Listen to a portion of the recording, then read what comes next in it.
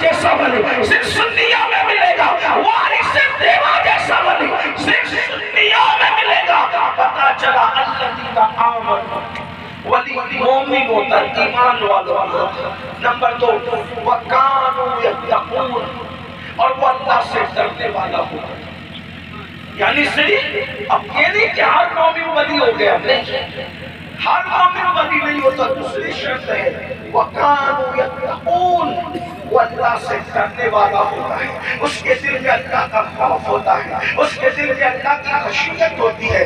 اب اصل پوائنٹ آتا ہے تقویٰ، پرہیزگاری، یعنی ایمان کے ساتھ اللہ سے ڈرنا، اللہ کی خشیت۔ اب آئیے، آپ سب مومن تو ہو الحمدللہ، لیکن وَكَانُوا يَتَّقُونَ، وہ اللہ سے ڈرنے والے ہوتے ہیں، وہ متقی ہوتے ہیں، وہ پرہیزگار ہوتے ہیں۔ اللہ اکبر۔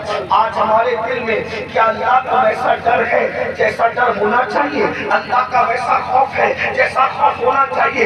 دیکھو، جس کے دل میں اللہ کا ڈر ہوگا کیا کبھی وہ جھوٹ بول سکتا ہے؟ جس کے دل میں اللہ کا ڈر ہوگا کیا کبھی وہ چوری کر سکتا ہے؟ جس کے دل میں اللہ کا ڈر ہوگا کیا کبھی وہ نشہ کر سکتا ہے؟ یا جس کے دل میں اللہ کا ڈر ہوگا کیا کبھی وہ نمازوں کو ترک کر سکتا ہے؟ کیا کبھی وہ نمازوں کو چھوڑ سکتا ہے؟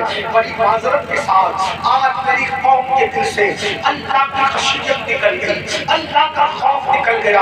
اور یاد رکھنا مسلمانوں، جب تک مسلمان اللہ سے ڈرتا تھا پوری کائنات اس سے ڈرتی تھی۔ جب سے مسلمانوں نے اللہ سے ڈرنا چھوڑ دیا، خدا کا خوف اس کے دل سے نکل گیا، اس دن سے لے کر آج تک اب مسلمان دنیا میں ذلیل ہو رہے ہیں، دنیا میں رسوا ہو رہے ہیں۔ آپ کہیں گے کہ ہمارے دل میں اللہ کا ڈر نہیں، میں کہتا ہوں یہی تو بات ہے، ہم نے کبھی سمجھا ہی نہیں کہ اللہ کا ڈر کسے کہتے ہیں۔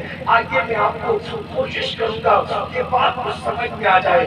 اللہ سے ڈرنے کا مطلب کیا ہے؟ دیکھو، لوگ سانپ سے بھی ڈرتے ہیں، لوگ بچھو سے بھی ڈرتے ہیں، لوگ دشمن سے بھی ڈرتے ہیں، ہے نا؟ لیکن لوگ ابا سے بھی ڈرتے ہیں۔ کیا فرق ہے؟ سانپ سے اور ابا سے ڈرنے میں کیا فرق ہے؟ دشمن سے اور امی سے ڈرنے میں کیا فرق ہے؟ دشمن سے اور پیر و مرشد سے ڈرنے میں کیا فرق ہے؟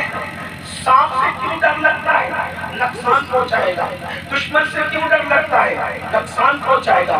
امی سے کیوں ڈر لگتا ہے؟ امی کہیں ناراض نہ ہو جائے۔ پیر و مرشد سے کیوں ڈر لگتا ہے؟ محبت اتنی ہے کہ مرشد کبھی ناراض نہ ہو جائے۔ تو اللہ سے ڈر کا کیا مطلب؟ کہ اللہ کے لیے دل میں اتنی محبت ہو کہ اٹھنے والا کوئی قدم اٹھے تو فوراً خیال آ جائے کہ میرے اس قدم سے کہیں یار ناراض نہ ہو جائے، میرے اس کام سے کہیں اللہ ناراض نہ ہو جائے۔ اب اتنا بڑا یہ مجمع ہزاروں کا ہے، اپنے ایمان والے دل پہ ہاتھ رکھ کر سوچو، کیا کبھی جھوٹ بولتے وقت یہ خیال آیا کہ میرے اس گناہ سے کہیں اللہ ناراض تو نہیں ہوگا؟ بولو، کبھی خیال آیا؟ اللہ اکبر۔ آج وہ کون سا گناہ ہے جو مسلم معاشرے کے اندر موجود نہیں ہے؟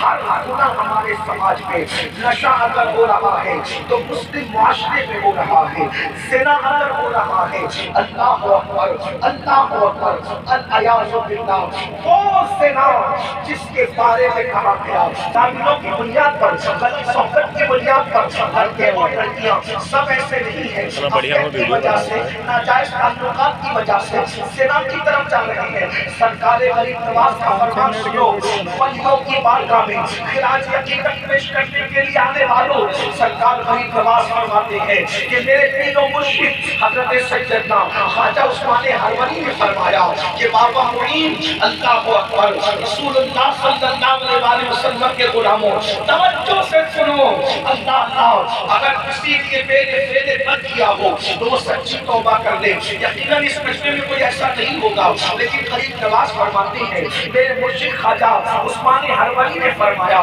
کہ بابا معین، جس وقت حضرت سیدنا آدم علیہ السلام روح زمین پر تشریف لائے، زمین پہ اترے، تو اس وقت آدم علیہ السلام 300 سال تک یا 200 سال تک دعا کرتے رہے، پھر آپ کی دعا قبول ہوئی تو آپ کی ملاقات آپ کی بچھڑی ہوئی بیوی حضرت حوا سے ہوئی، اور جب حوا سے ملاقات ہوئی تو حضرت حوا سے حضرت آدم نے وظیفہ زوجیت ادا کیا، وظیفہ زوجیت ادا کیا. اس سے بڑھ کر حیا کے پردے میں اب میں کوئی بات نہیں کر سکتا. لیکن حضرت آدم علیہ السلام ہم سب کے ابا جان نے اپنی جان سیدہ حوا سے وظیفہ زوجیت ادا کیا. تو اس کے بعد آپ نے حسن جنابت کیا، یعنی کہ ملاقات کے بعد غسل کیا. تو غسل میں بہت